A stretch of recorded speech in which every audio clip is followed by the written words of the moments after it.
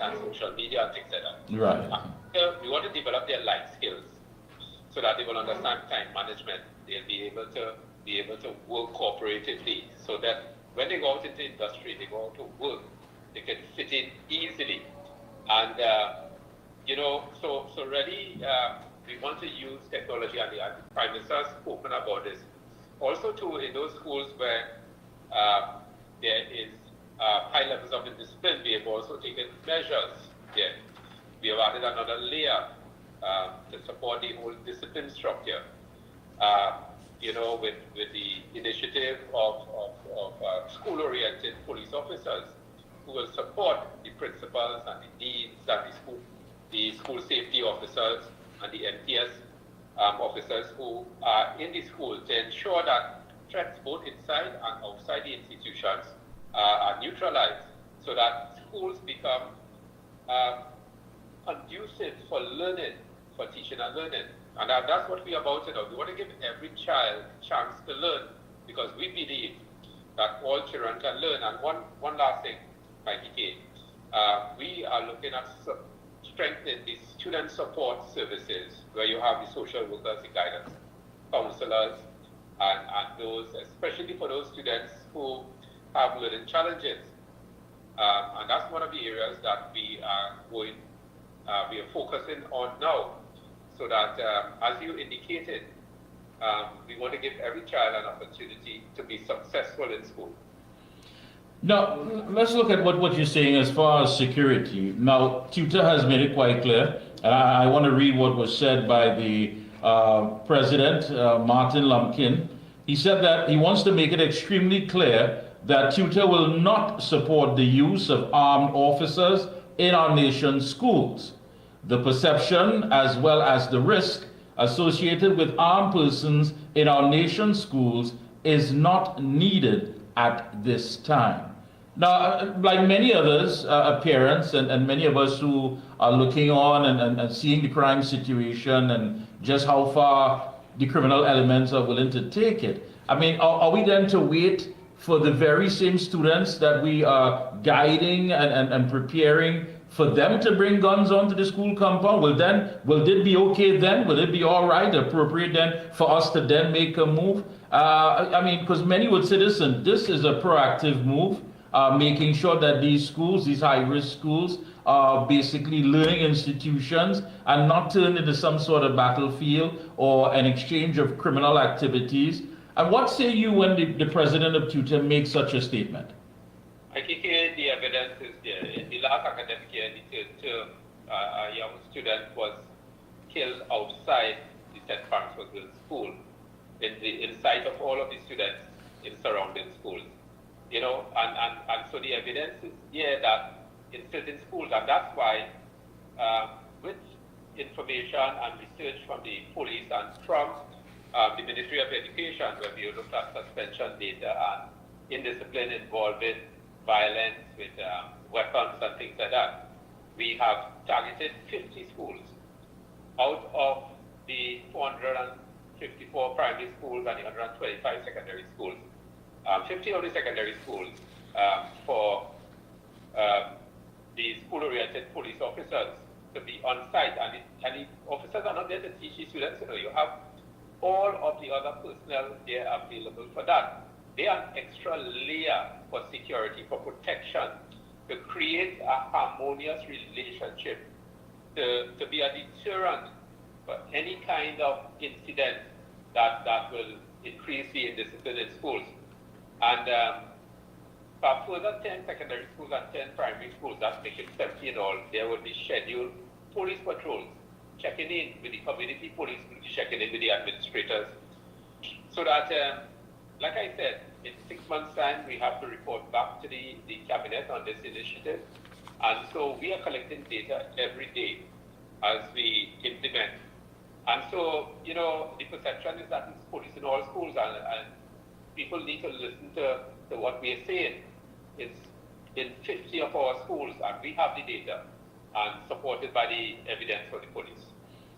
Yeah, but what stands out as well is that Mr. Lumpkin goes on to say that the policy of the Education Ministry and Homeland Security Ministry in relation to the officers remains unclear. Then what is the policy of tutor and that of the former minister of education? What was their policy? Well, I am unclear what their policy. I'm very clear on what our policy is. We are ensuring that we have safe and secure schools, and so that the police will follow the law. And that's very clear. On Friday, we had a meeting. The acronym is Safe Schools, and we updated all of the principals and vice principals of the schools what they expect. And so the police presence there is a support to the administrators, because if you look at the job spec of a principal, the first responsibility and duty is to keep the students safe and secure, and then to apply the curriculum to the needs of the students so that they can go on to become successful graduates. And so it's really as a support for the whole institution. And let me ask you this, Minister. Was this, of course, conveyed, was this conveyed to the other stakeholders? I mean, because again, when they seem to be weighing in on this issue, they're coming from a perception of being kept in the dark. Here it is where they're saying that it sends a worrying message and signals the perception that our students are criminals. But if you are attending a function and police officers are there, are you going to feel as though you're a criminal, or is the fact that they are present on duty to ensure the safety of the patrons and people who are there? So why is this any different? Yes, so I think they need to re-examine the evidence, and we have updated them on all the policies and all of the initiatives. So both the National PTA and Tutor have been updated. Just like how I updated them on the vacation repair program, the PTA, they visited schools with myself and the MTS team. Mr. Lumpkin was otherwise occupied, so he could not have visited, but he had agreed to. So I want to say that, they need to open their eyes to the reality, but we have the mandate to ensure that schools are safe and secure. We're doing that. And, one of the things, Mickie, is this. When you get that sense of security, both parents and students, they will want to come to the school. They will want to engage in activities. And so the attendance, it's only when the students attend the school that they could be taught. Of course, we have online strategies, but it's when they interact in schools, that's where they learn their life skills. Sometimes, Mickie, you may have experienced this when you went to school and you played on the playing field. That's where you learn conflict management. You argue about the penalty and things like that, and then you come to some agreement. You have to allow schools to be safe spaces of learning. And if somebody is against that, it means that they are against the future of the country, of the education of these young people. And I'm very concerned about that people need to get into the schools and understand the reality in some of our schools. Because we want, just like how we were looking at all schools being repaired and prepared for tomorrow, we want to make sure that every single child, too many children have been falling through the cracks. Mickie, at the CSEC level, the pass rate in maths is 43%. In a lot of the other subjects, they do reasonably well. But math is a really important subject to go on further to tertiary education, to jobs, to be able to think critically and things like that. So it means, therefore, that we have to give our students better and better opportunities to learn. No, you're saying 43%. For those who are locked on, people are asking themselves, but these are not hidden figures.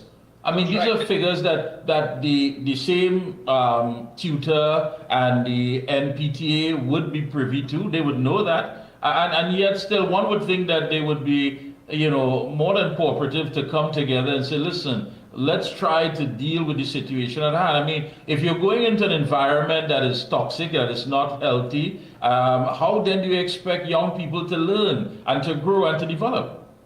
I want to say this though. I have a very good relationship with the National PTA and the tutor, through the president, both presidents. I always talk with them daily and I keep them updated. So they have a fair idea of what's happening. But like I said, they have to collaborate more with us and sit and examine the evidence in terms of why these kind of strict measures have to be placed in. And like I said at the beginning, Mickie, that constantly, daily and weekly, we are reviewing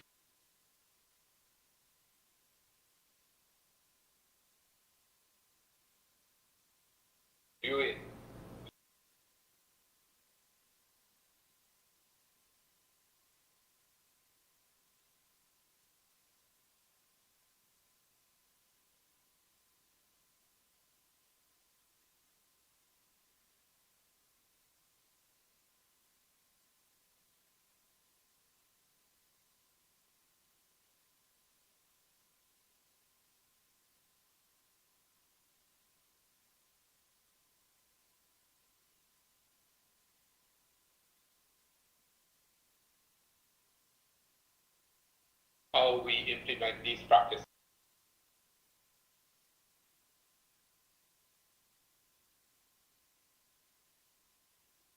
And how many would not be quite ready perhaps for tomorrow, but perhaps later on this week. And I know that you're still working up to the 11th hour. And again, I want to thank you for your commitment and dedication with your entire team, because this has been ongoing. And I know there are nights that you have been coming off of many of these school sites very tired and very late as well. So again, for those parents who are listening and preparing for tomorrow, just give us an idea again, how many schools, how many are ready, and some may take perhaps the end of the week or before that, before things settle in.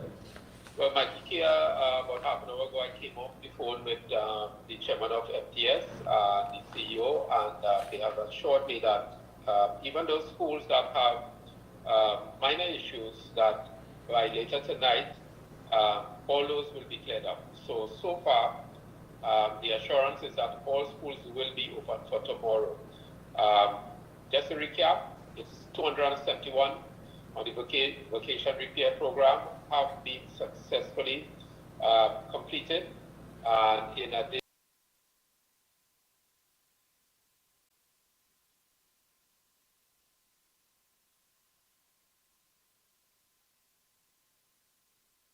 to 179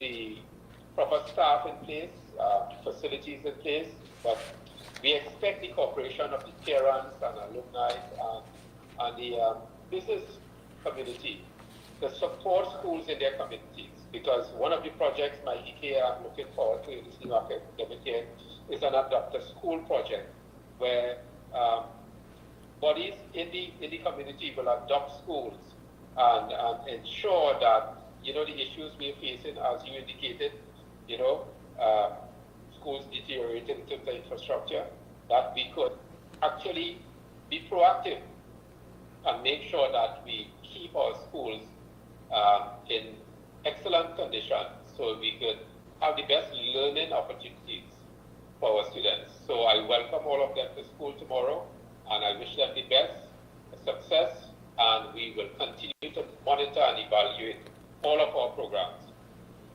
to ensure that we provide the best learning experiences for our students. All right. Thank you. Thank you so much, Minister. It's been a pleasure always to have you on. And again, keep up the good work. And, you know, as it stands now, all schools will be ready to function. They will be open tomorrow. Thank you so much. Thank you so much. Thank you. Well, there you go, folks. Minister of Education, the Honorable Dr. Michael Dowlett, of course, making it quite clear as it stands right now. At this time, all schools are scheduled to open tomorrow. So that's some very good news. And I'm sure parents you are definitely just as excited as the students ready to start off the term and ready to get going. So, we're going to take a short break. When we come back, we'll continue right here on The Observer. Your heart does so much for your body, your life, your loved ones.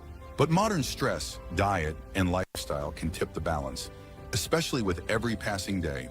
Heart XL delivers high-potency omega-7 palmitoleic acid from sustainable pollock oil to elevate HDL and support a healthy metabolism. Inflammation and low HDL put your heart at risk. Heart XL's omega-7 helps reduce C-reactive protein and support healthy HDL, keeping your heart strong. Heart XL, nourish your heart, sustain your life. When you say TNT's construction boss, then there's only one company, Lacroix Construction Services Limited.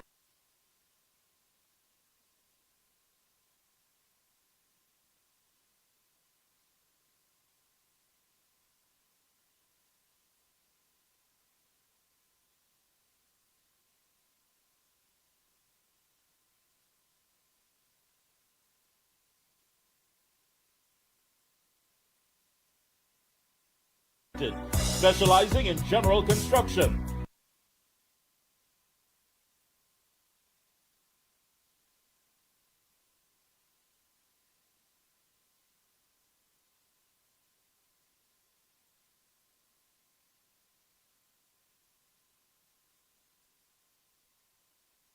Construction boss.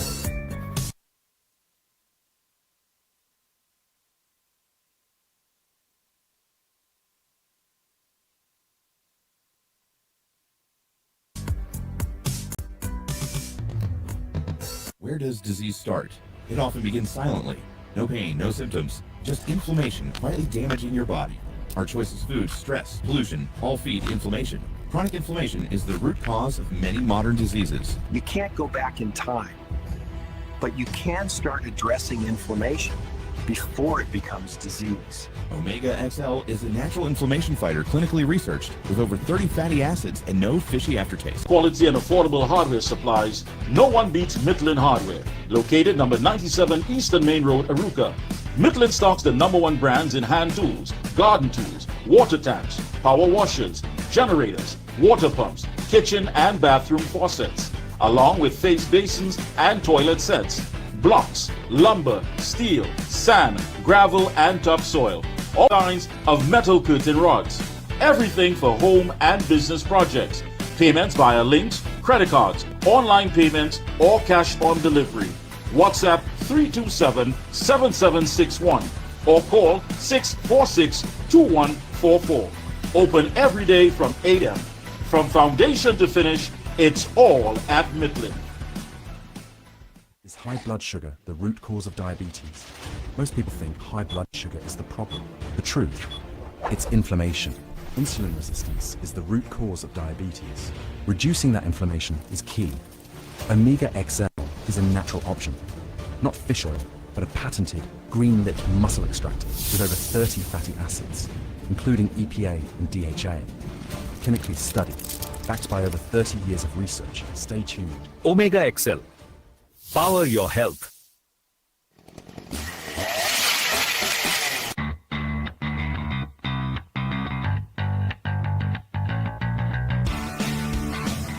Husqvarna, a global leader in outdoor power equipment, known for its high performance, durable and innovative products, tested and proven by generations of professionals.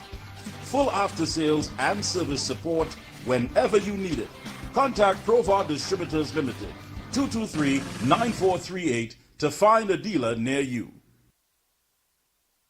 If you live with diabetes, your pancreas works overtime every single day. Between our rich foods and busy lives, chronic inflammation can sneak in, stressing the pancreas and raising the risk of complications. Over time, inflammation can damage these cells, making blood sugar harder to control. Protecting your pancreas from inflammation is a smart way to support healthy blood sugar management. Backed by science, Omega XL is a natural anti-inflammatory with over 30 free fatty acids, proven to help reduce inflammation at its source. Learn more online or ask your local pharmacist. Oh gosh, this place hot and the AC in this car not working. Check Ryan Air. Ryanair is ranked among the best in TNT for auto air conditioning service.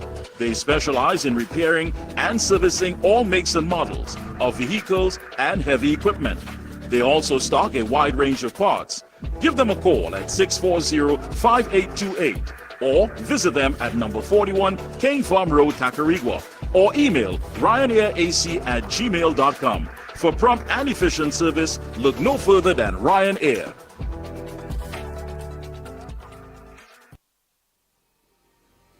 Dust from the Saharan desert, over 6,000 kilometers away, travels across the Atlantic to our little island, filling the air we breathe with tiny dust particles that can trigger an inflammatory response when inhaled into the lungs. Saharan dust travels far and triggers inflammation. Omega XL helps reduce it at the source. Support your body from within. And we are back. Thank you so much, Master Control. Before we get started again, let me say Alan Hercules, wrong platform, my friend, wrong platform. The Observer, it doesn't happen here, okay? All right, folks, we are back. And joining us is a man who's no stranger to the program. I haven't spoken to him for a while, but he has been doing a lot of great work. Let me say a blessed Sunday afternoon to Minister of Sport and Youth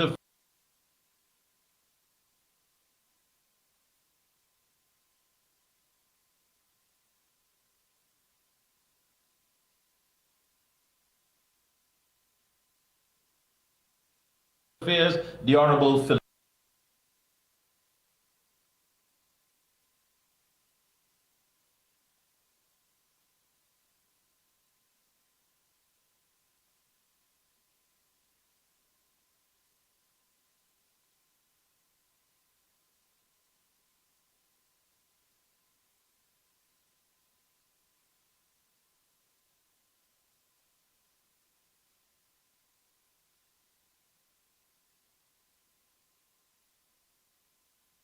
Mickie. And on walking into that hall and seeing all the excitement and joy on the faces of the students reminded me why I remain committed to serving our youth. And I also shared a message with them while I was there. I told them whether you want to be a doctor, an artist, a teacher, an athlete, or even the Prime Minister one day, the journey begins in the classroom. These backpacks and supplies aren't just items. They are a toolkit for success. I encourage them to stay curious, ask questions, help their classmates, and never be afraid to try, even if they stumble. Just like in sports, the most important thing is to show up, give your best, and keep practicing. Yes, very inspirational. Was given in Wallerfield, where I did another back to school drive in Wallerfield, in the farming area, where 100 students received their backpacks and back to school item. And then the following week I did another 100 distribution again in Jacob Hill, right, for the students in Jacob Hill. So in all we did approximately about 550 students benefited. Quite a lot. You also did, if I'm not mistaken, the Todd's Road Youth Cricketers at the Sport Ministry. You have been able to should I say, accommodate a lot of people who have been coming through, meeting with you, of course, and you'll be able to highlight that as well. Since getting into office and having to deal with these young people, what stands out the most? What stands out the most is the lack of facilities to develop our young athletes, right? And the Java cricket, we did that Java cricket to delve down into the communities, to touch the grassroots people, because what I noticed in coming in as the new sport minister is that the rural areas, the people in the rural areas, they are not fortunate as the people living in the Westmoreland areas and whatnot. So we want to delve down into those grassroots areas and bring back sport to these people who cannot afford coaching for their children, because most of the good athletes, come from these rural areas where these kids have natural talent. So as Minister of Sport, I will be delving down into the grassroots. The Java was a grassroots cricket. We were able to touch almost 2,500 kids, because we started planning this thing within the first 3 weeks I got into the Ministry of Sport. we realized we were in July, August vacation were close approaching, and we actually decided to run this Java cricket. We couldn't do it in all constituencies, but we were able to touch about 2,500 kids between Trinidad and also in Tobago. We did the Java cricket in 6 different locations in Tobago. Yeah, and I know going through the communities and what have you, the rural areas, and I think that's a very strong point, because we're hearing it from different areas where people are saying, listen, you know, there was a time when we had so much activities going on, we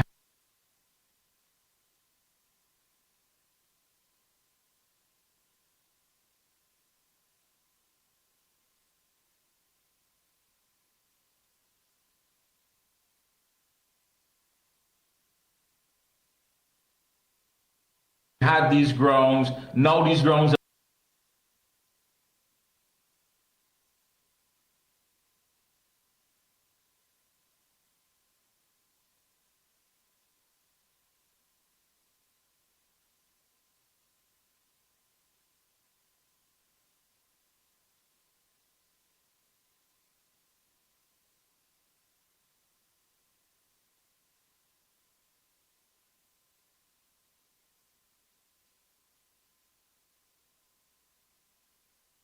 what the athletes are going through. You speak directly to the athletes. If you want to understand how best you can assist and where the shortcomings are, you need to speak with the athletes. So I've been speaking to a lot of the athletes. I've been meeting with NGBs also too, to find out how can we better sport and to build athletes in Trinidad and Tobago. And what I'm hearing is that athletes has no place for strength training, no gym. The nutrition is an issue. The psychological part of the athlete development is an issue. So I'll be working on that. And if you would realize that sometime last month in August, we actually opened a strength training gym. Now this strength training gym is a special strength training gym for elite athletes. And what I'm about rolling out strength training gyms in every single stadium we have in this country, in Trinidad and Tobago, so that athletes from east, west, north, south, central, they can just go down to these gyms and access the gyms for free and do their strength training. And I'll be sitting with Sport TT to see if we can bring in some dietitians and some sports psychologists into the ministry to work with these athletes also too. Notwithstanding that, to develop the athletes, they need proper facilities. And I'm about starting to develop facilities. Once the funding is available, we will speak to the athletes and find out which facilities and which location. So we will spend the money in the correct areas so that the athletes will benefit. We are also, if you look at at our website in the ministry, you would have seen that we would have been giving the elite athlete grant funding also too, right, to help them with their training outside of Trinidad. And once we keep on course, we will start to develop more and more athletes in all the different sporting disciplines in Trinidad and Tobago. You know, you said something interesting at one of the openings, I believe, of the gyms, and you said that it was more than just opening doors to a facility. It is about opening doors to opportunity. Have we lost that? I mean, have we lost that focus where the individuals who may have held office before believed that everything had to be concentrated and focused on them, and lost sight of the fact that it is the athletes who go out there, who give it their all to represent this country? And are you putting that back on track? I mean, no pun intended, but are you putting that back in place? As I said, if we want to develop athletes, we need to hear from the athlete. And this is why I've been spending so much time meeting with athletes to hear what are the cries of the athlete, to know how to better serve them. So most definitely, the Ministry of Sport and Youth Affairs is back on track when it comes to the development of athletes with this approach that I'm taking. And looking at Sport TT, I know there are many things that will be, of course, marriage between yourself and your ministry as well as Sport TT. Can you give us an idea moving forward? What are some of these events or programs that are going to be, outlined? One of the things that I'm speaking to both Sport TT and the ministry, because we both work hand in hand. We want to start to develop proper policies and proper programs from the primary school level in all sporting disciplines to develop athletes, right? So we move the athlete from the primary school level, we identify the ones that are really excelling. We take them, we have a different program for the secondary schools in all different disciplines. We identify the ones that are excelling, and we come up with different programs and strategies as to how to develop them going forward. So with disciplines like cricket, football, and those kind of sport, you find you will have better athletes coming out, and then we take them from there after school, when they reach the Form 5, Form 6, when they graduate from school. And how important do you believe, I mean, because many people have been saying that, when you look at our past record at the Olympics and what have you, we just didn't seem to stand out. How important do you believe that these programs are going to play a role in getting us back there on that global track? Most definitely.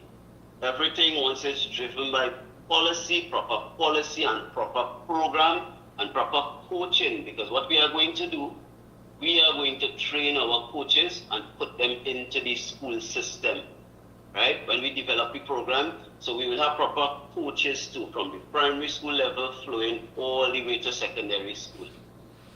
Yeah. One of the things I asked you when, of course, as a candidate, I remember when I interviewed you, and I said, who is Philip Watts? One of the things that stood out is that you said that Philip Watts is a man who cannot see things going wrong and just stand by, idly by, and say and do nothing. You're a man who's always committed to the community and committed to the people. And being in office, I mean, it's been a short time, but have you been able to actually understand that more and what it really represents?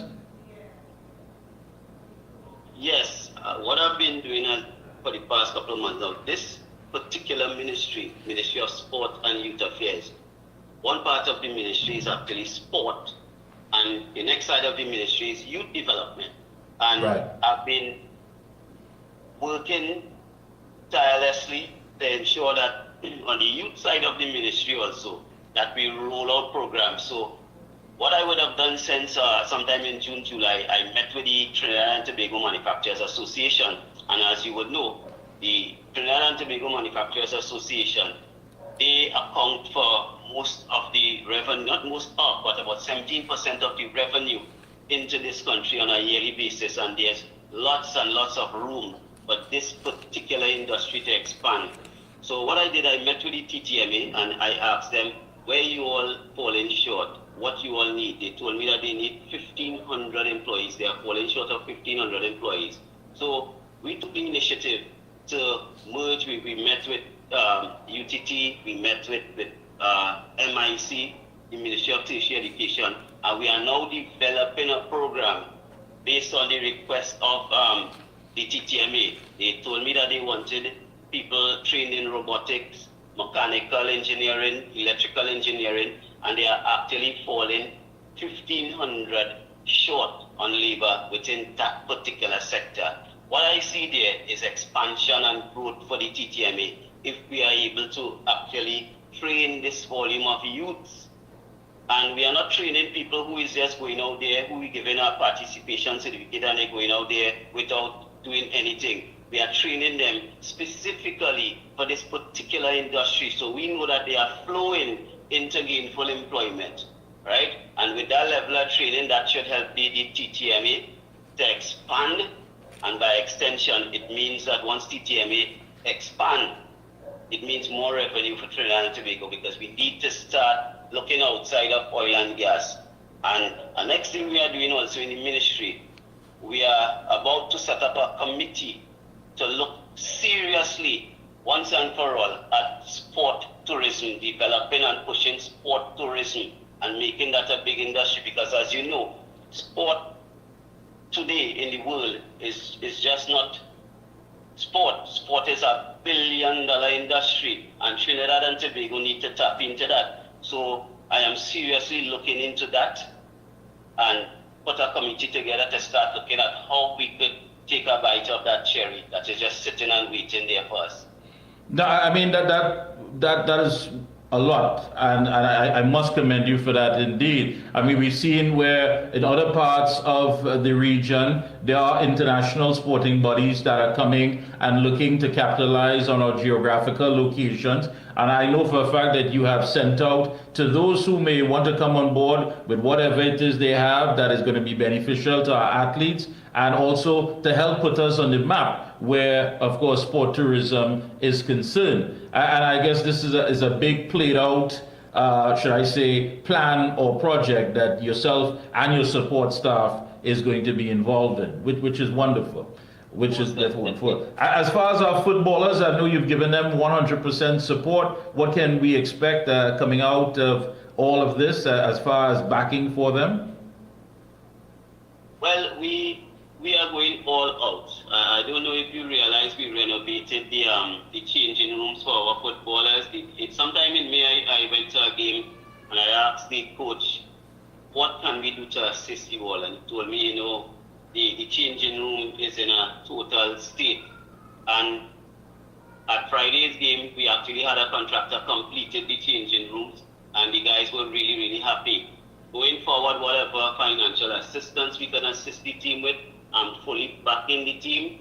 The TTFA president, Mr. Edwards, he told me back in May also to mention the grandparent law. And while other sports ministers might have been twiddling their thumbs with it since sometime 2020, this particular sport minister, after 4 months, brought the grandparent law to the cabinet to be laid in parliament so that we could help our teams to perform better on the world stage. Yeah, just to share with the general public that what the minister is speaking about is that law that would allow national teams to cast a wider net for talent. And that, of course, they agreed to the bill to be introduced in Parliament at its earliest opportunity, and that is some very good news. The change would allow people born overseas to acquire TNT citizenship if a grandparent was a citizen of Trinidad and Tobago at the date of their birth. So that itself gives us access to a lot more talent and looking beyond. So I want to say hats off to you for that as well. Any closing statements? Go right ahead. Well, what I would say to Trinidad and Tobago, this is 4 months inside.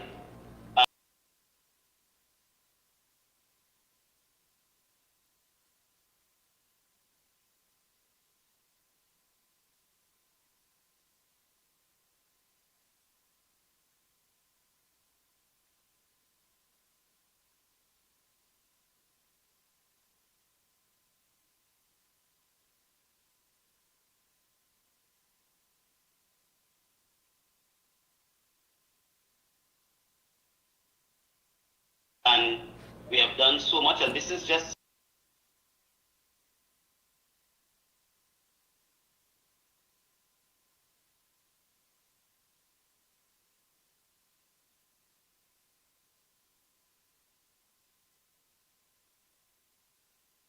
so from time to time she will call me and say, you know, put your best foot forward, ensure that we move sport and youth affairs, and that I'm doing. Thank you so much.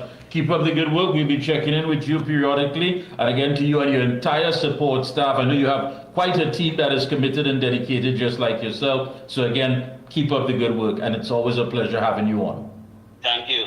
Thank you so much. Folks, we're going to take a short break. When we come back, more right here on The Observer. We're going to link with veteran journalist Ken Alley as he continues to highlight what was taking place, where the money gone. That's why the question is being asked almost every week. Where the money, where the money, where the money? Well, it landed in somewhere, but it didn't land in our pockets.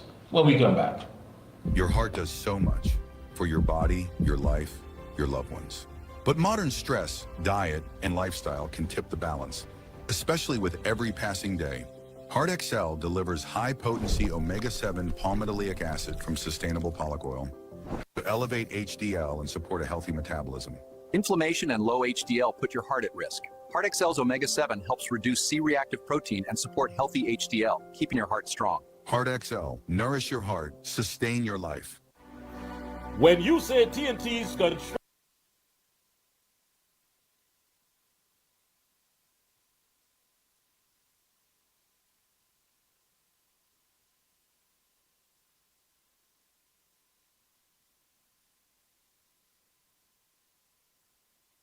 construction boss, then there's only one.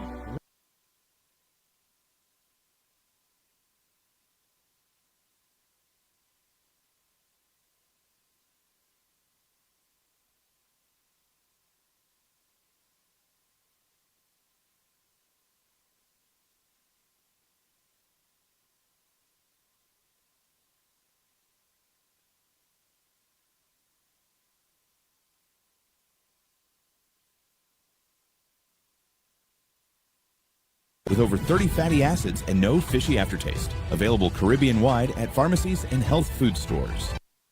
Call 1-868-225-0410 for more information. For all top quality and affordable hardware supplies, no one beats Midland Hardware, located number 97 Eastern Main Road, Aruka.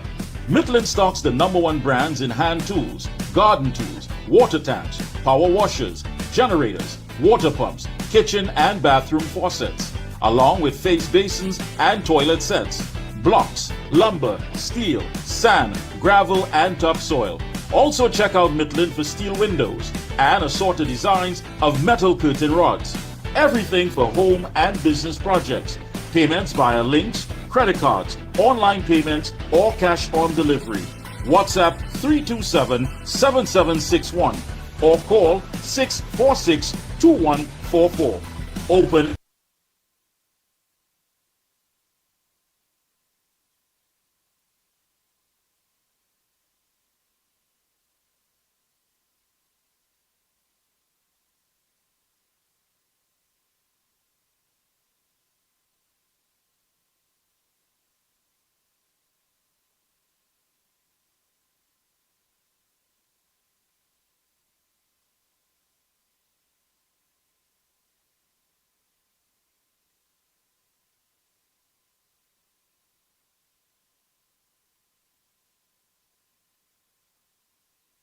every day from 8 a.m. From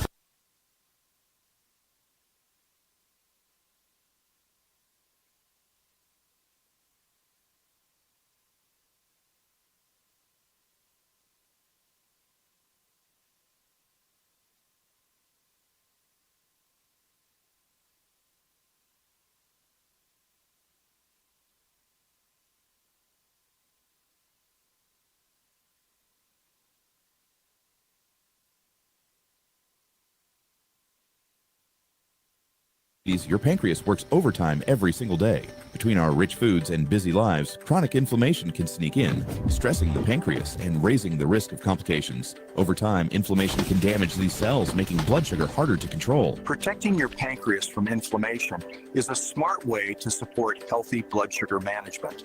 Backed by science, Omega XL is a natural anti-inflammatory with over 30 free fatty acids, proven to help reduce inflammation at its source. Learn more online or ask your local pharmacist. Oh gosh, this place hot. And the AC in this car not working. check Ryan Air. Ryan Air is ranked among the best in TNT for auto air conditioning service.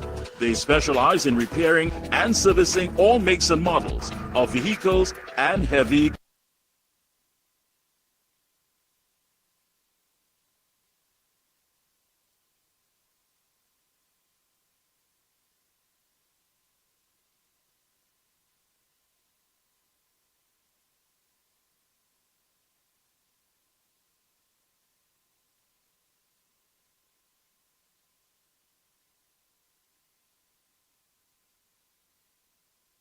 equipment. They also stock a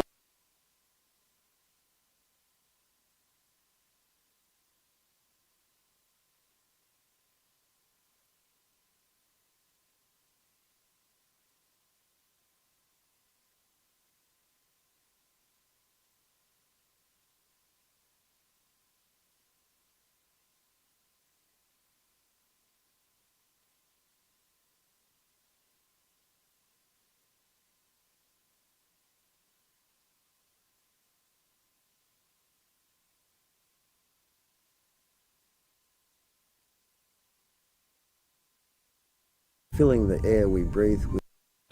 It went in a direction that is not going to benefit us as citizens, but lining the pockets apparently of others. Let me say a pleasant and blessed Sunday afternoon to him. Welcome, Mr. Ali. Good evening to you, Mikey, and your many listeners and viewers. Thank you for having me on your very, very popular program. Thank you so much for being here. Big shots who owe up to $5 million for Porsche HGC apartment. As a matter of fact, the story was picked up by one of the mainstream news outlets. It was today, big headlines and so much going on. A lot of these things took place. I think the timing is something we have to question, Mr. Ali.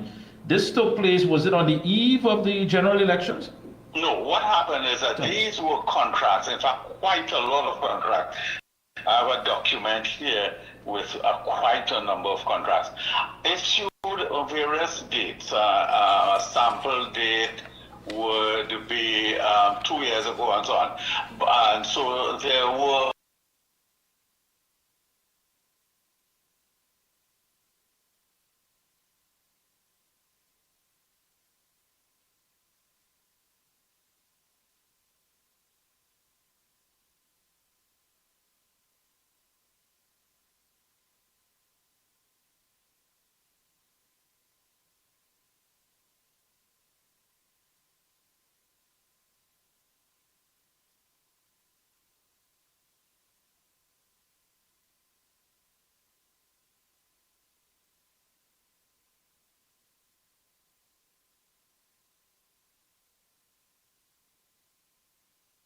that is an issue because several of these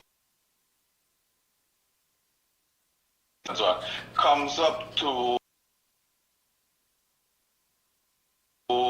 57 million, 57.5 million, right? And these contracts were extended after the general election without public tendering. So they were extended for a period of a year on a month-to-month basis without public tendering. So here's what. These contracts were issued at HDC, as I said, other agencies too. I will talk about NITCO in a bit.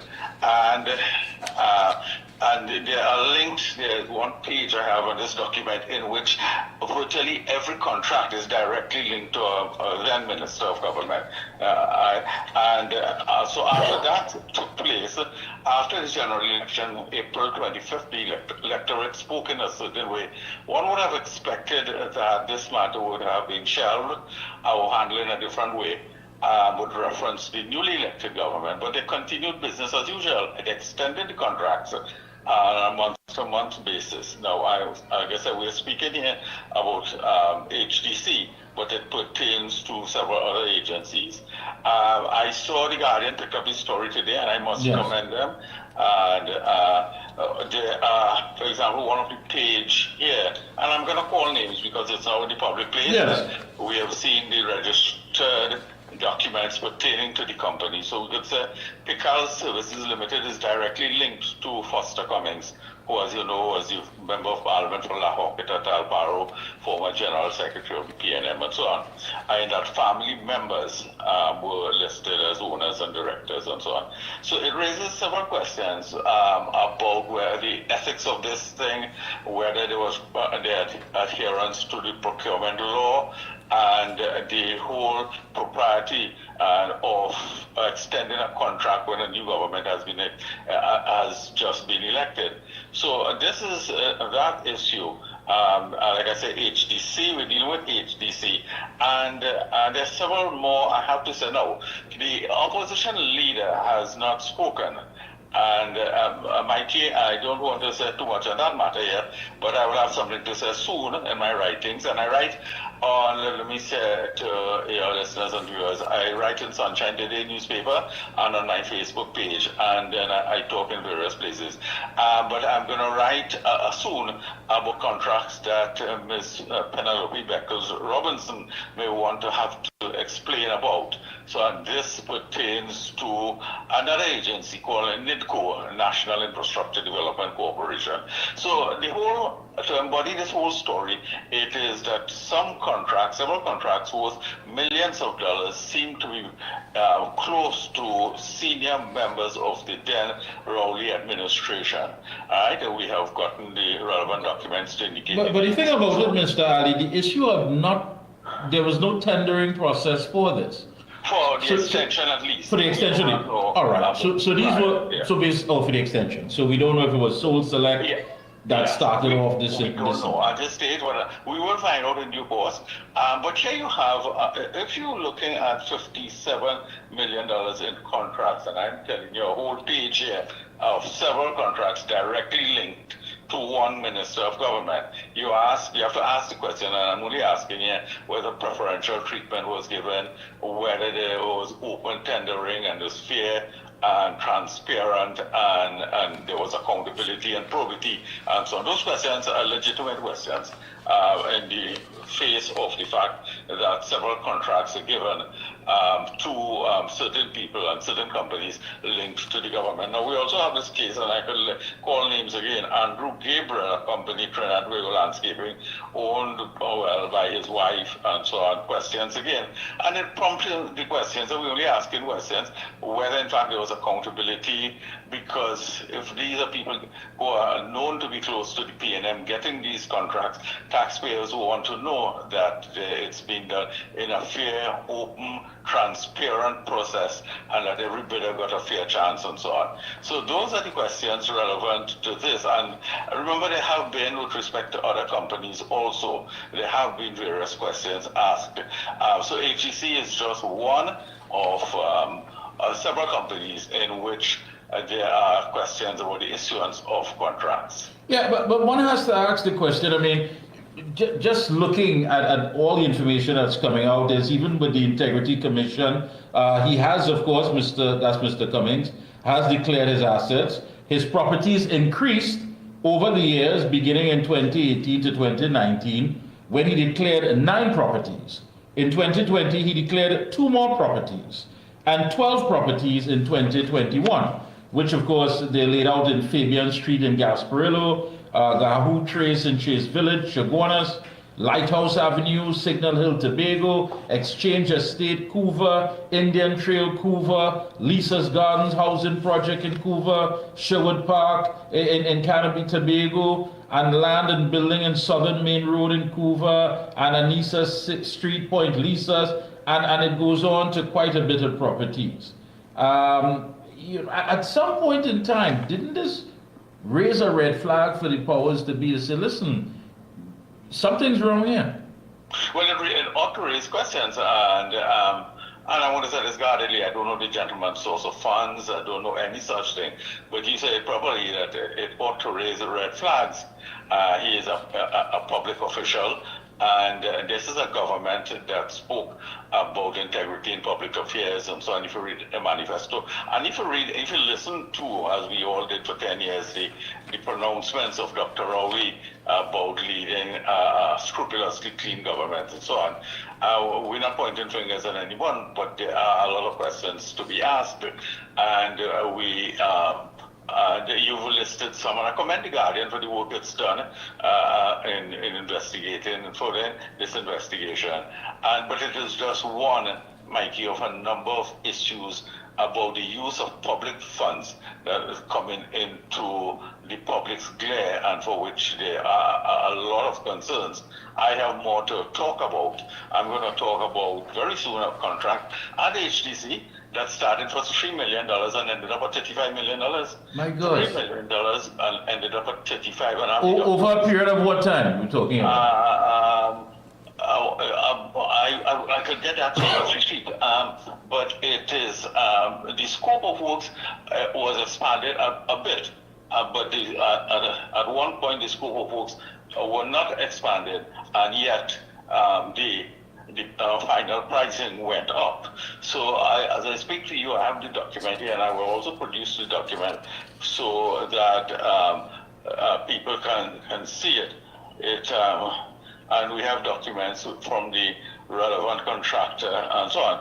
Now, the experts are saying they could justify an increase of up to 19 million because the scope of works indicate a revised scope of works, but it moved from 3.5 million to $34,709,735, around $9,735.12, VAT exclusive.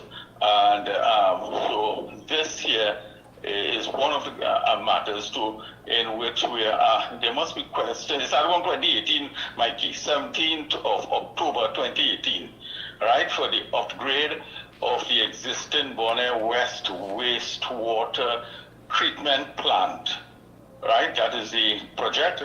It started at $3,598,125 VAT exclusive, and there were some variations because the scope of work changed a bit, but it moved from 3.5 to $34.7 million.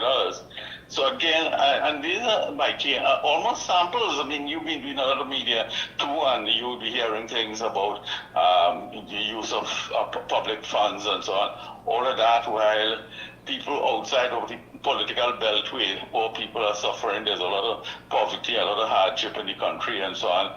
And you find that some contracts have a direct beneficial link or to people close to the governance in Trinidad and Tobago. Now, very interestingly, I saw in The Guardian today, Foster Cummings declining to comment. Yes. If I got that right. Yeah, that's what it said in the story, yes. Right. No, I would think, Mikey, he has a responsibility too. And if he does not, remember, he's a senator appointed by Ms. Beckles-Robinson. I can't understand, I certainly can't understand under what situation she would want to retain him in the Senate. Because you're in the opposition, you're entitled to only 6 opposition senators, and you have Foster Cummings, about whom there are a number of questions. Let's put it this way: a lot of people are asking questions, and like you said, the mainstream media picked it up today, The Guardian asking questions, and so on too. And I don't know if silence is an option, and I don't know if the lack of any action by Ms. Beckles-Robinson is really an option. I think he must be held to account and he must be made to explain, and Ms. Beckles must exercise her options with respect to her senators. Yeah, well, you're right. And, apparently he did not answer the question, which would have been, did he felt that there was a conflict of interest, this according to the story in the newspaper, whether he felt there was a conflict of interest in companies linked to him benefiting from millions in taxpayers' dollars while he was a sitting government minister. Neither did he answer whether, as General Secretary of the PNM, he would be okay if the United National Congress government did the same. Instead, he told the media investigation desk that all is above board. Well, I don't want to suggest what he may mean by that. He may mean, the company bid, and so were his companies given an inside track? Now, this is only a question. I'm not drawing any conclusions. But these are legitimate questions that the man in the street would ask. You have a senior government minister who is General Secretary of the ruling party. He's a prominent, he's a dominant person. He's a powerful person in the country, in the government. And companies directly linked to him are getting contracts. Nobody's saying it's preferential, but questions must be asked. These are taxpayers' funds. And I don't think a blanket statement that all is above board is good enough. And the Guardian is correct to ask whether it would be satisfactory if the reverse were true. And and how would you respond if that was the state of affairs with the UNC? Yeah, I mean, at some point in time, there has to be answers to these questions. And again, that's why I want to really and truly commend you for the work that you're doing, because, you have people who are saying, listen, what's really going on? We're hearing nothing about it. There's a narrative of tighten your belt. That was laid out for quite a period of time. Tighten your belt, better days are coming. We're going to see some light at the end of the tunnel. But at the same time, when we hear about these monies, and it's not small, we're hearing millions upon millions that were gathered by this one, and this one received it. As a matter of fact, we have to ask the question, because there were two prime ministers before the election. And is it that one prime minister, we're just asking, one prime minister told Mr. Cummings, listen, you've eaten enough. I mean, you've overstuffed yourself. And we're just asking whether or not this is true, because that's the information. As journalists, we get this information. But Yes. but there has to be something. Something. Yes, and whether that minister, just as you were saying, just asking, was involved in some activities in the, and was at the center of controversy during the PNM leadership issue, and had to be pulled aside and spoken to and so on. As you were saying, I'm just asking because we as media people, we get information, we get documents, we have documents that they cannot deny, and so on. So all of these are bothersome issues. The PNM came in, Dr. Rowley. I remember Fitzgerald Hines saying Dr. Rowley is the cleanest person in public life, and so on and so forth. Was Dr. Rowley not aware of the state of affairs? Or did all of this take place under his nose as Prime Minister and he did not know? If he knew, why didn't he take action? And does he consider it proper? Maybe he could give us a narrative that indicates it's proper. All right, fine, we leave it there. If he does indicate, and he could justify it. But he has not done so. And he has not, even though he is retired now, he has come out from time to time. And under his watch, these matters took place. He may want to come forward and provide an explanation to the people. And that may be satisfactory. Who knows? It may be satisfactory. But I think it is incumbent upon him, and maybe Stuart Young also, who served briefly as Prime Minister, and also now to Ms. Penny Beckles Robinson, who is the opposition leader and leader of the PNM, to provide some explanation to the people. Yeah, you're right about that. And I mean, we're also hearing that perhaps the entire statement is based on the fact that the management and the board of these state entities where these monies may have been received due to work or whatever contract should be the ones that the onus should be placed on. How fair is that? Yes. Yeah, indeed, their board of directors. Remember, a judge said only recently that directors must be held accountable, and they are not just to push government policy, but they must be held accountable for each decision they make. But now that draws us back. If we speak about that, we remember when the first administration of Ms. Prasad Bisesa had brought charges against Malcolm Jones and so on for the WGTL scandal, in which taxpayers lost $3 billion. And when Dr. Rowley came in, mysteriously they dropped charges against him. He was the executive chair of Petrotran and the entire board of directors. So while you're saying we must hold chairman and directors accountable, here you have an administration in which it is fair to say that Malcolm Jones was the industrial and energy person, very close to, in fact, that government gave him the country's highest award and so on. Here one government said that he must answer for the loss and waste of $3 billion, and another government just simply pulled back the litigation against him. So the question is, Mickie, if there is corruption, who is held liable? Anybody at all, or are people protected from because of political purposes? But the Malcolm Jones matter stands out with us because of what was absolutely glaring and how the matter turned out. No, you're right. You're right. And also on this issue of, you also wrote about the political hypocrisy over the U.S.-Venezuela conflict, where many are weighing in now and saying that, and of course always bandying about these words of independence and sovereignty and all of that, when in fact that, based on what you've written, that there was a signing that an extensive deal of a military-to-military agreement that was signed by the former administration. No, I'm glad you bring that up because the status of forces agreement, it is an old agreement, but in December last year, the U.S. authorities, Candice Bond here in Trinidad, but the then Secretary of State was Anthony Blinken, they brought to Trinidad and they asked that the agreement, the status of forces agreement, be negotiated and strengthened. Dr. Rowley allowed in this new SOFA agreement the U.S. to put boots on the ground here in case there's a conflict nearby, to discipline their soldiers through their law, to bring in shortwave radio and all the other tools of war. All of those things. And when the media asked him at a post-Gab press conference to give details, what would it take? He said, I'm not going to provide a tutorial. In other words, what he really did is sign an agreement in secret, where the sovereignty of the country is at stake.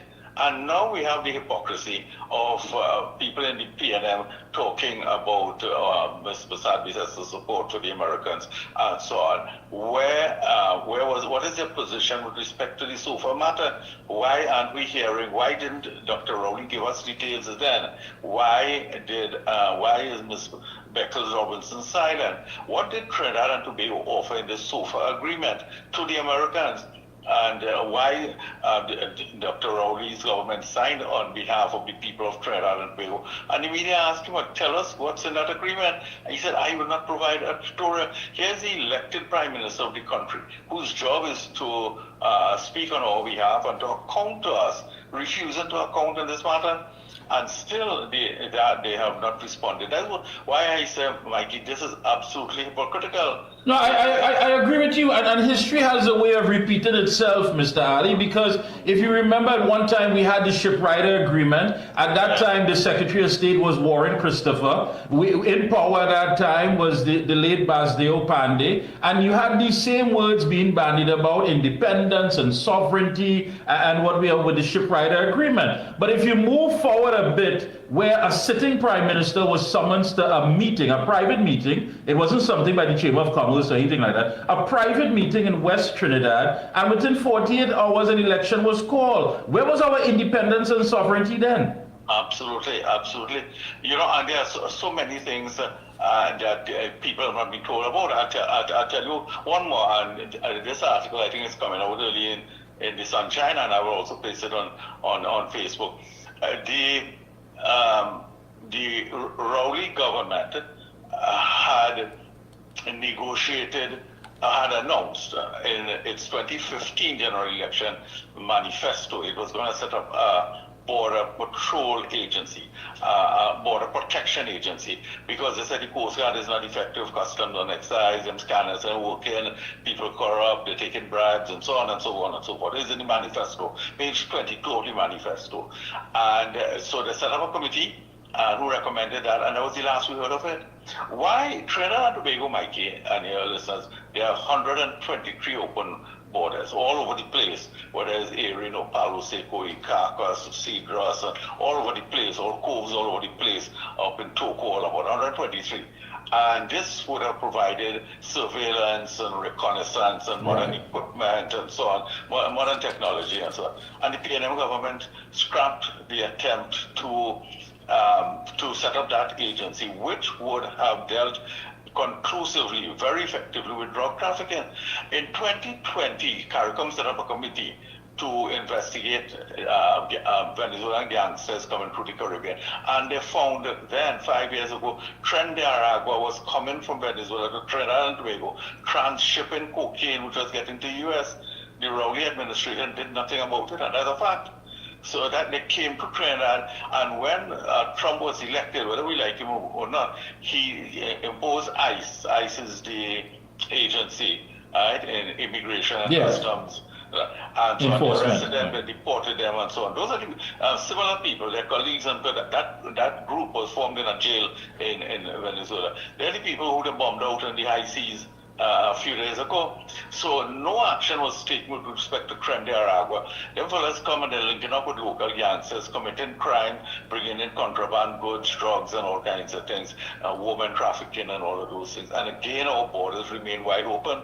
Mikey, these are just so many governance issues I mean, we started speaking about one thing and we veered off into another. And there are so many issues that are relevant to governance, the security of the people, and the use of public funds. Yeah, because at the end of it all, we need to pinpoint the fact where hypocrisy is being used to sell some other agenda. And the fact of the matter is that the Prime Minister stands and she says, listen, we are happy for whatever assistance to deal with narco trafficking. I mean, who would stand against something like that? Who would have an issue with a country that is known to be a transshipment area for narcotics to say, listen, we're just going to conduct things as business as usual? No, it cannot be.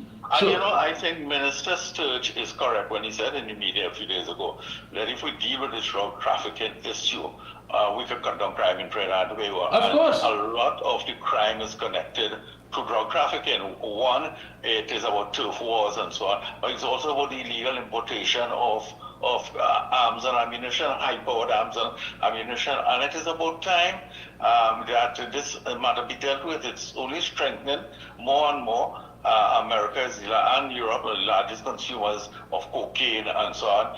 The fentanyl comes from Mexico and so on, but cocaine, and they said 13% of the world's volume of cocaine comes from Venezuela. Even if 1% of the world's use of cocaine comes through Trinidad, that's a lot for a tiny little island, and the impact it could have in destabilizing our society.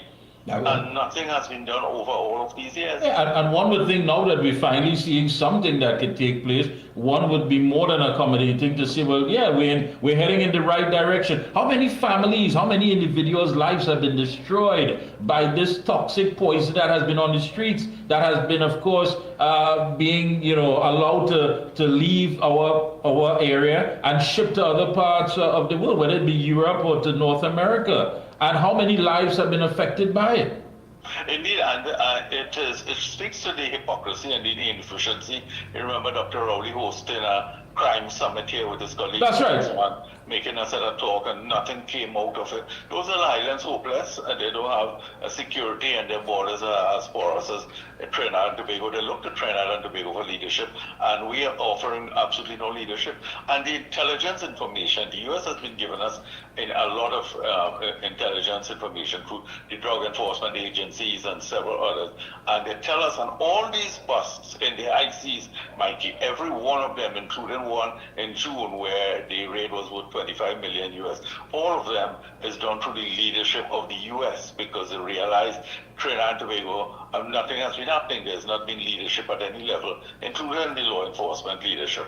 Now there's effective leadership in law enforcement. The police service has a very effective police commissioner and so on.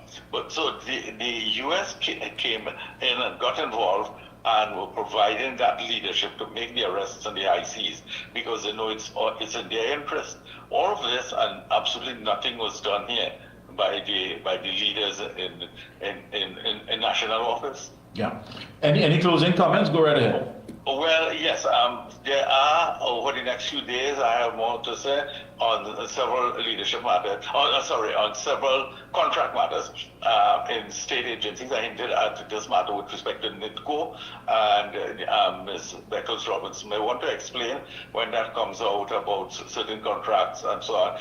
Mikey, a lot is happening in terms of the revelations. One of the things about this government is that it is busily working and trying to make a difference, and there are a lot of findings about irregularities in the past that are not coming to the front, and when they do, people are stunned about the misappropriation of funds, the wastage, and the general malgovernance over the last decade. Yeah, again, and this is why you continue to bring it to the forefront, and we must commend you for that. Great job. Thank you, Mikey. Always a pleasure to have you on. We'll be checking in with you periodically, and let's get that information out. Yeah, thank you, Mikey. Thank you for having me. You're welcome. Thank you. Bye. Well, there you have it, folks. Veteran journalist Ken Ali.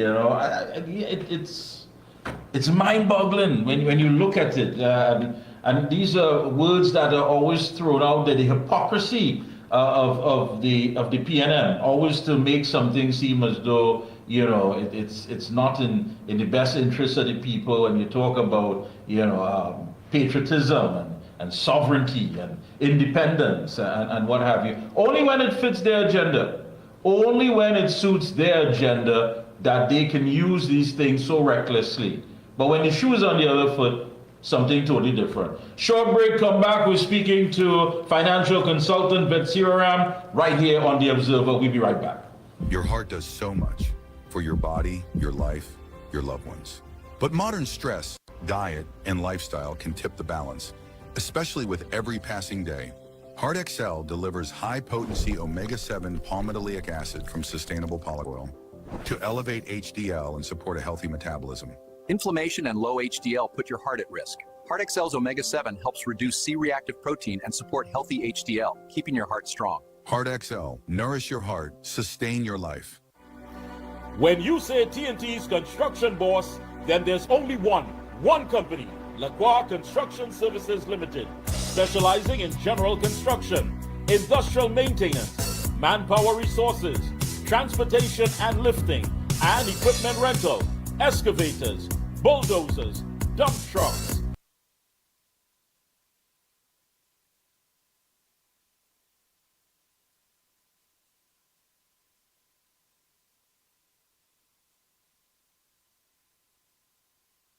Lighting systems, and everything.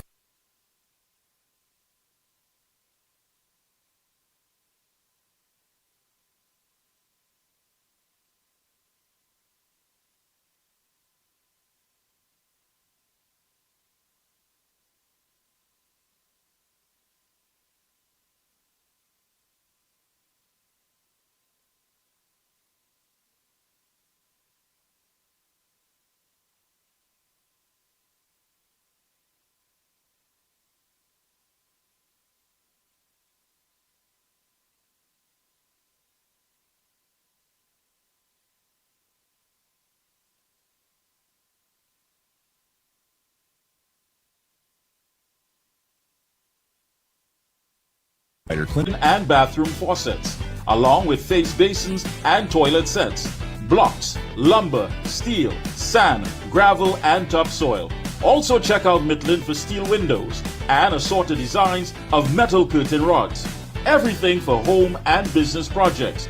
Payments via links, credit cards, online payments, or cash on delivery. WhatsApp 327-7761 or call 646-2144. Open every day from 8 a.m. From foundation to finish, it's all at Midland. Thank you so much, Master Control. And of course, don't forget, Vitamin XL D3 provides the most natural and absorbable form of vitamin D, which promotes whole body health, which is crucial for cellular health, especially regarding the cells of the immune system. Every cell in your body needs vitamin D3 to function properly, so please pick up your bottle of Vitamin XL D3 today. Hey, and joining us is a gentleman who is also no stranger to The Observer. Always good to have him on, give us that financial insight. We're talking about the one and only financial consultant, Mr. Ved Siraram. Good afternoon, sir. Yeah, good afternoon, Mikey. Good afternoon to all your viewers and listeners. Yes, it's a pleasure to have you. Thank you for inviting me. It's always a pleasure to have you on, my good friend. The executive chairman of NH International Limited, Emil Elias, is appealing to Prime Minister Kamala Prasad-Visesa to raise the US dollar exchange rate from $6.80 to $9. Of course, the current exchange rate is $6.79 for $1 US, according to the central bank. What say you, Mr. Siraram? Is there some benefits to it?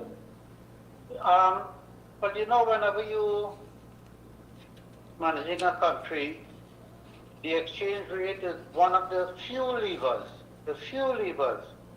government has in terms of redirecting the economy.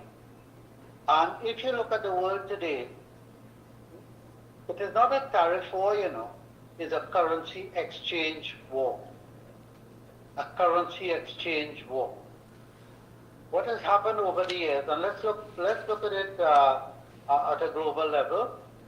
What has happened with regards to the US currency, since the early 1970s, when Kissinger and they struck a deal with the Saudi Arabia, to price oil in US dollars, and even before that, just after the Second World War, when it was agreed that the US currency will be the world reserve currency.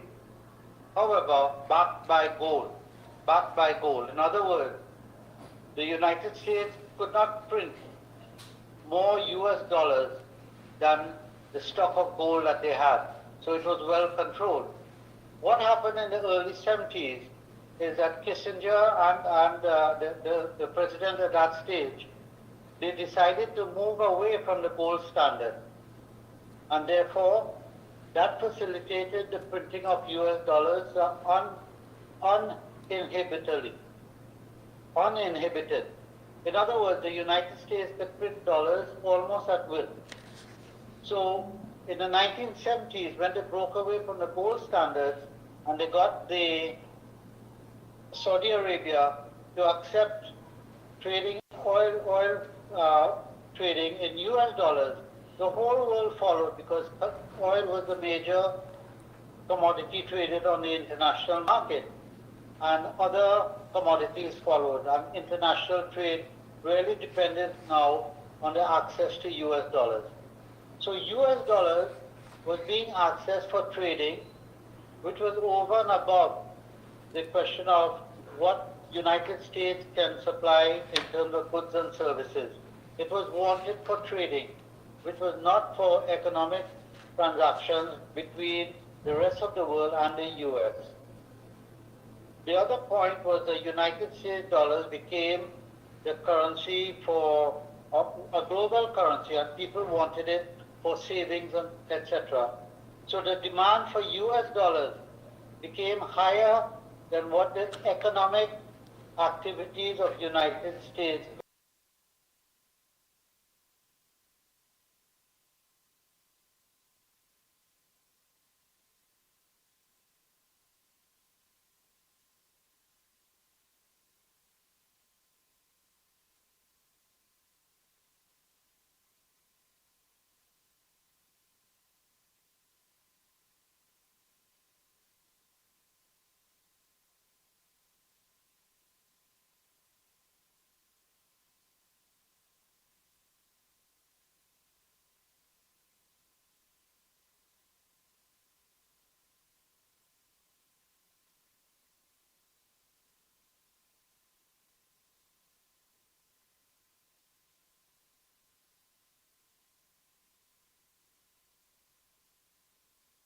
could support. So in other words, it was highly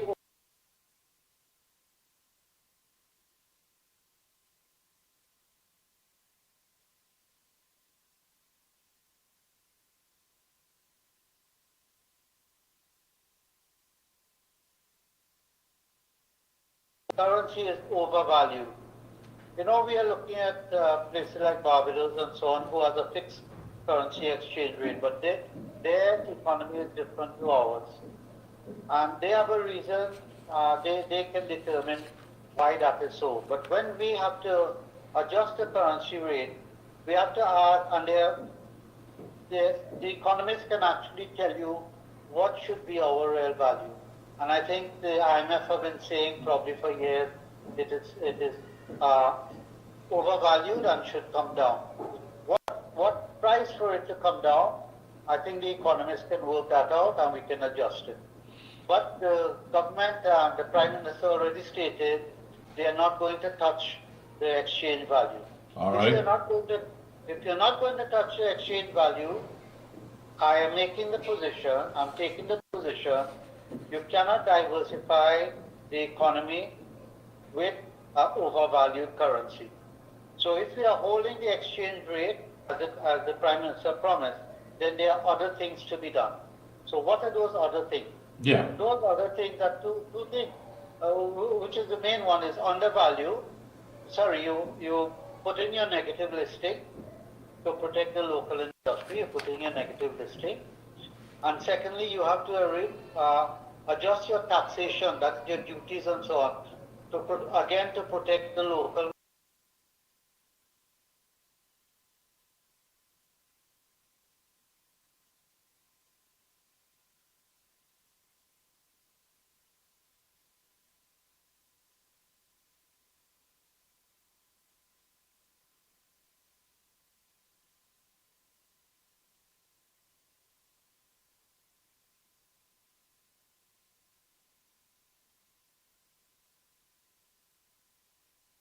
market.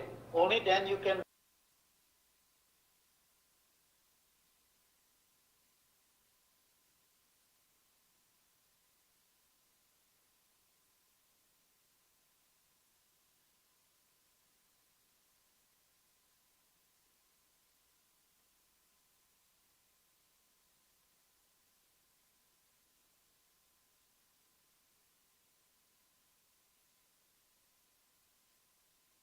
I've been talking about probably for the last 6 years. Yeah, and that's true. You have always mentioned that the information that is needed has never been forthcoming. What we're getting here are not accurate reports. So image is there. Okay, let me explain. I could explain for the Go right last ahead. 2 years that I've been monitoring. Now the 2024-25 budget said, this is what they said, that is in birth,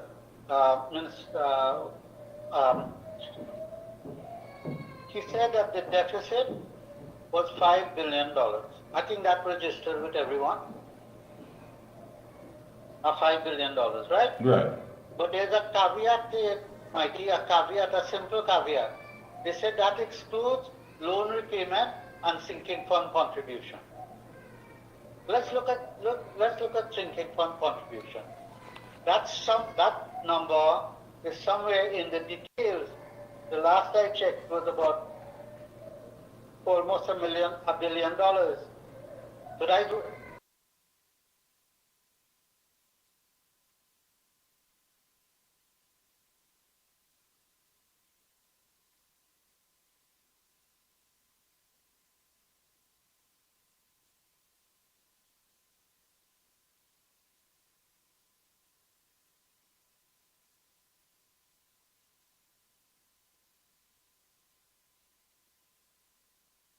so that is 5 plus 1.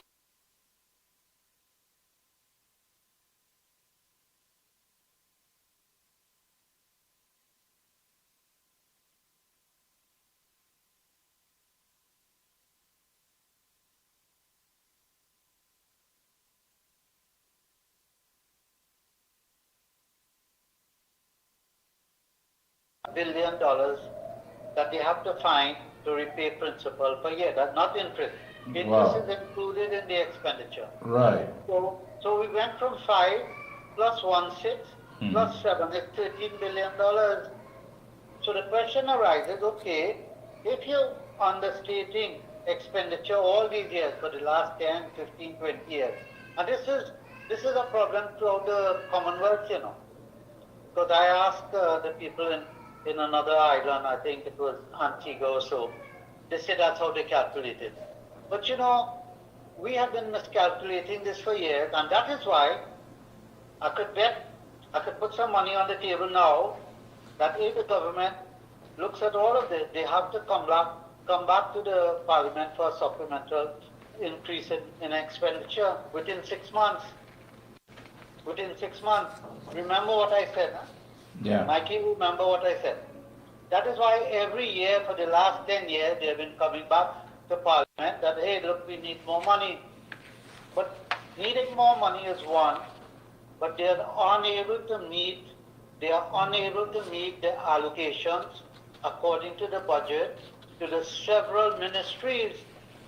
And you heard the talk that we have already expended all the money, and we don't have enough to advance further money under the budget to the various ministries that they run out of money. And that's why they came back for a supplemental increase. So, so there are serious problems with the mathematics, and I've been advocating over the years, correct it, otherwise we continually bust our budget from day one. It was. From day one. So it's not practical. Okay, it's not practical. All right. So it's not practical. So it's a matter of predicting more and receiving less. Well, you see, this is where the new government come in, and they should go into great detail as to what happened in the last budget. Now, any corporate institution, if a finance manager comes to present a budget, the first thing he has to establish is budget credibility. Right. Understand what I'm saying? And I've written about this, I've spoken about this.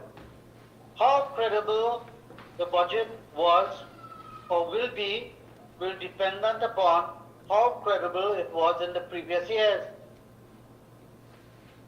So hopefully the minister, whilst he has inherited the last budget, he will say, look, we had budgeted to raise $43 billion, we have budgeted to spend $53 billion. This is how we managed to make up the deficit of $10 billion. And they'll have to say, whilst we budgeted to raise 43, we actually raised 40. Whilst we expected to spend 53 or so, we actually spent 55. So you have to comment. This is a requirement, a basic requirement. You must tell the population and the parliament, how did you perform with regards to the last budget? Now let us say the minister comes and said, look, we budgeted to raise 53, we raised 53. We spent 53. In this case, we spent 53.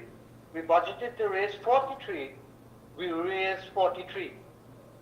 By saying that we met our budget, we would have explained to the parliamentarians, that is all parliamentarians, government and opposition, and to the citizens of this country, that we know what we are doing. Yeah. So if we know what we are doing based on past performance, then the country will have confidence now in the budget that you are now presenting. So the first thing they must establish is the budget credibility. Can we believe you guys with regards to the budget? Now this is a new government. Right. If the last government failed and you continue the same malpractice, I call it malpractice, the same malpractice, then you would not have a chance to correct it the next time around. This is the only chance the new government has of correcting the numbers. The only chance. And I'll give you another example. I worked in a bank for years. If you appoint a new manager to a branch,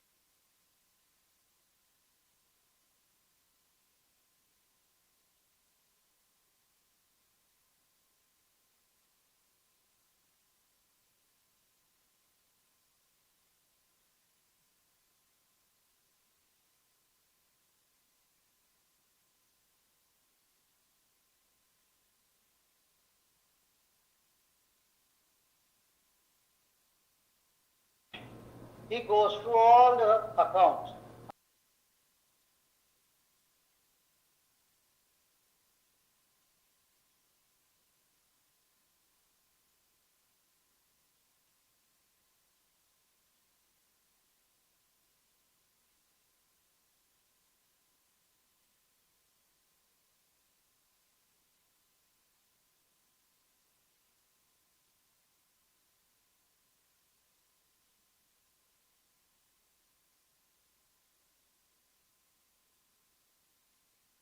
This budget presentation, and it has to be something that is realistic, something practical. Otherwise, you wouldn't get a second chance to make anything of a good impression. That is correct. That is correct. Because we have had over 10 years of deception. Over 10 years of deception with regards to the budget. Now, when money is flowing, that's not a major problem. At the end of the day, you're able to go to the market, raise money, and so on. But let's scan this over the last 15 years. Let's scan it very simply. When the UNC took over power in 2010, our bank debt, right, government bank debt, was $45 billion. And this is all recorded. When they left, it was $35 billion. So they added a $30 billion.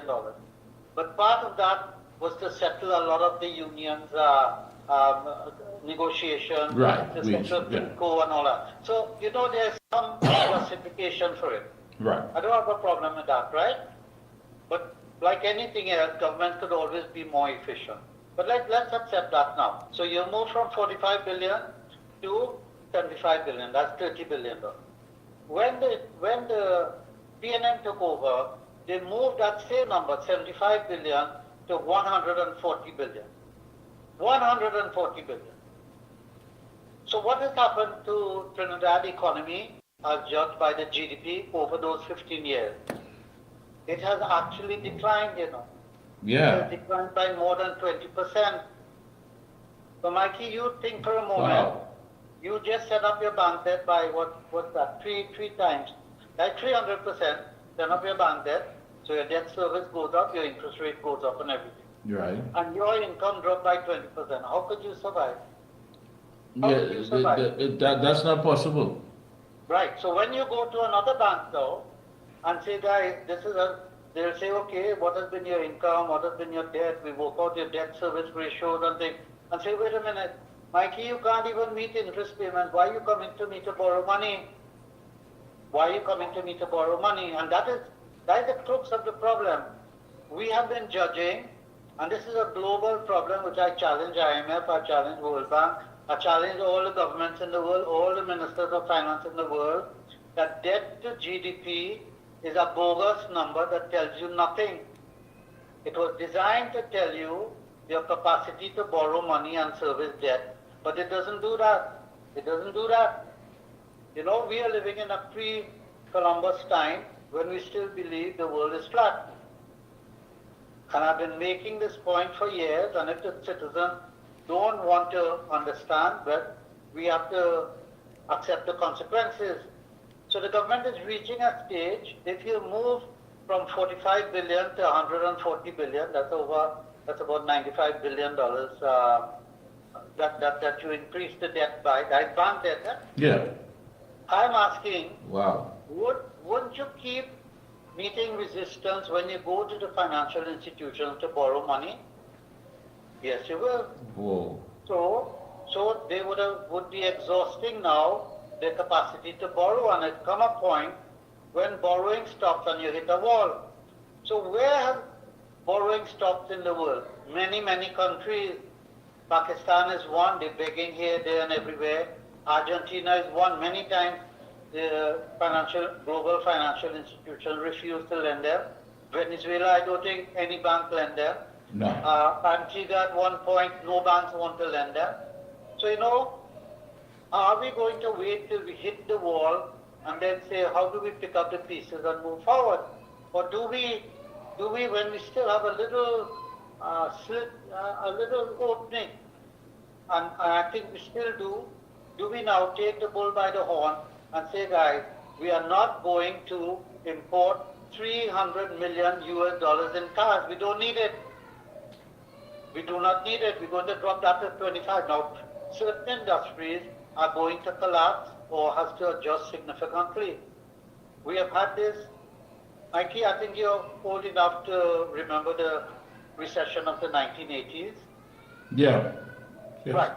So we are almost there. We are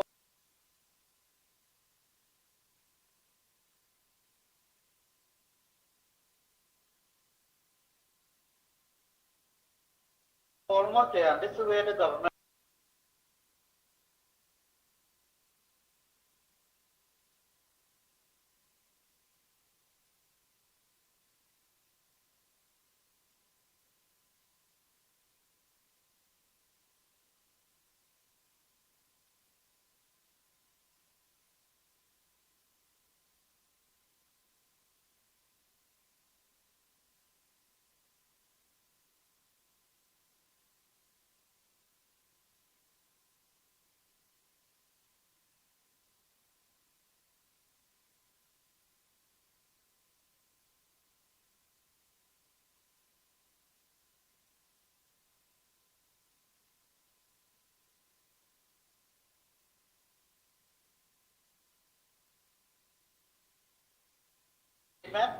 ask any of the people in the Ministry of Finance or Economics, is it a profit and loss statement? No, because there's no depreciation, there's no amortization, etc., right? Is it a source and use of funds for the government? I would say no, because they do not include increases and decreases in your balance sheet items such as receivables and payables. They don't include it. So what is it? It is a pure cash flow budget. Pure cash flow budget. So the cash flows, you must include the payments on principal on all your loans. It's a cash flow budget. But you know, this is, it's elementary.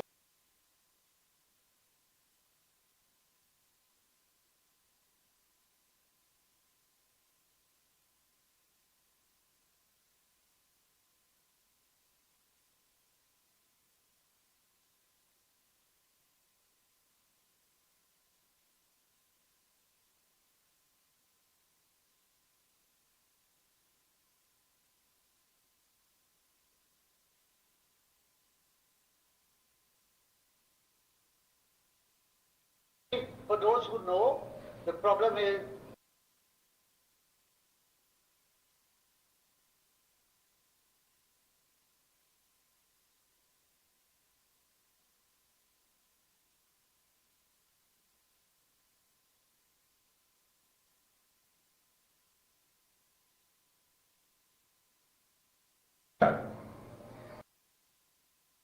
Give them a call at 640-5828 or visit them at number 41 Kane Farm Road, Tacarigua, or email ryanairac@gmail.com. For prompt and efficient service, look no further than Ryan Air.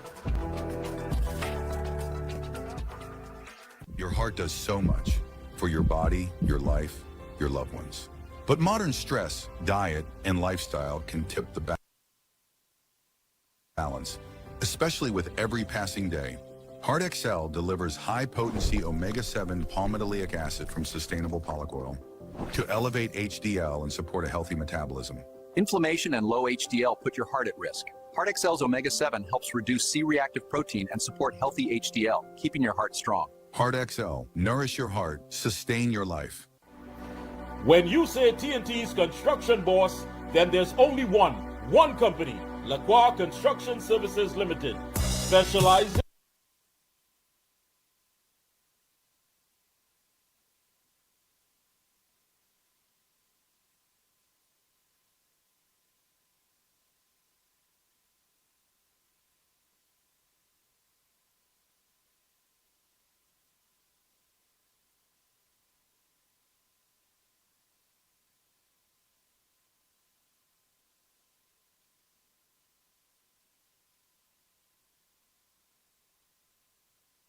in general construction, industrial maintenance,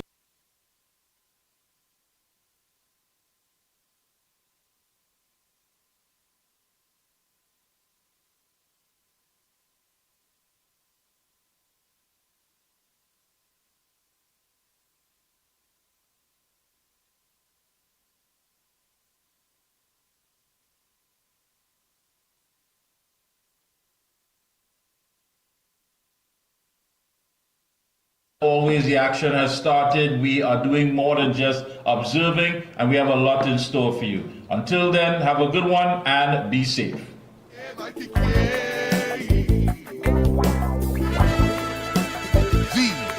Observer. Mickie Kerr, Mickie Kerr, Mickie Kerr, Mickie Kerr. The Observer. Behold. Oh yes, got it. Alright, cool. Actions. 3, 2, 1.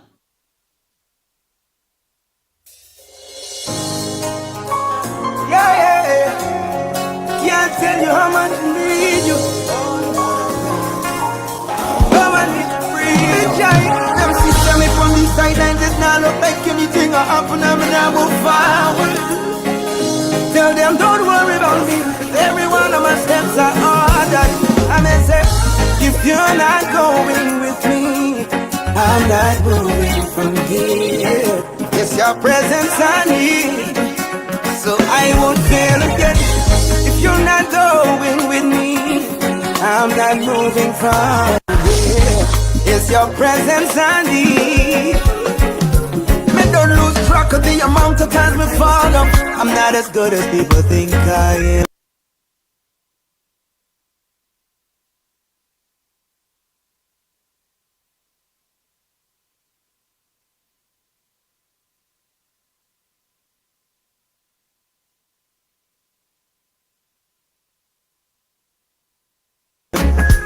be honest, my strength